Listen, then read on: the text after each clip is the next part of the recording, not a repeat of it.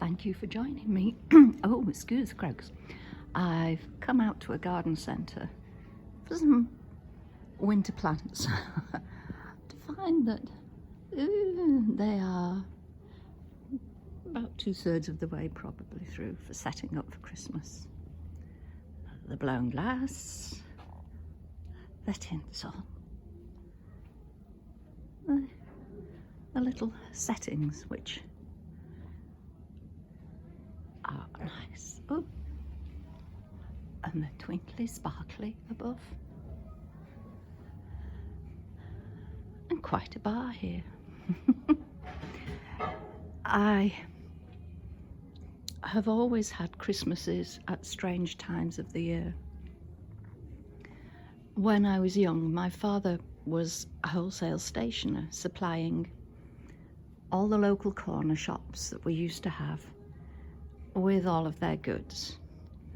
And in January, he would go over to Harrogate and, I really struggle with these Christmas trees that are absolutely loaded with great big things. Hey-ho. Go over to Harrogate Toy Fair and he would come back telling us what the in-games toys were going to be for that Christmas. And there'd sometimes be samples. And I remember one year him coming back with plastic tulips. We were amazed. We hadn't seen anything like this before. Gosh, I mean, if we saw them now, we would probably be horrified. But then, that was such an innovation. And my mum had these 4 or 5 samples that he'd got in a vase for ages. Yeah. But then we had the Christmas fair, I suppose a bit like this, but this is just tempting Joe Publican. We had all of the things that my dad had ordered, bought, set up in a big showroom at the warehouse, and the corner shop owners would come round and place their Christmas orders. And it was at this point that I would start working for my dad. Saturdays, I would be there Saturday mornings, making up these Christmas orders. And I was a Christmas card expert. And we had this little tiny room, and I would have their Christmas card orders, and I would gather them, carry them downstairs to check them, then package them up and put them ready for delivery. And I did that for many, many years. And some of the Christmas cards, I mean, when I look at the price of them now and the price of postage, they had satin boxed cards for someone special, to my wife, to my husband, to someone I love. And they really were pretty yucky, but they seemed to sell.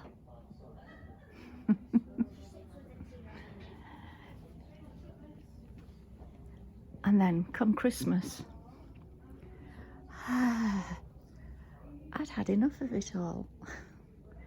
And it wasn't that special. But it was special because in those days, church was an important part of life.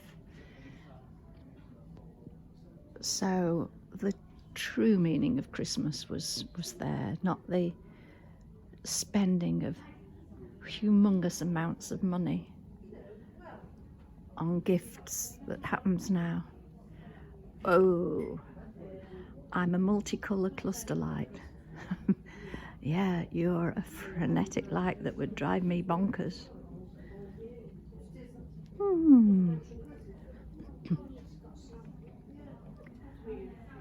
have a couple of these trees that I put, one in the conservatory and one in the window onto the lane, but mine doesn't have such a multitude of lights as these do.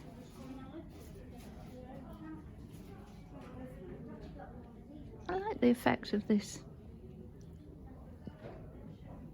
the flashing lights underneath the cotton wool.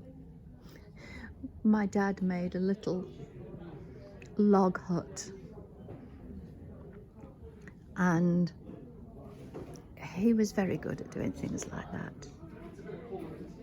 And for years and years it would come out and sit under our Christmas tree.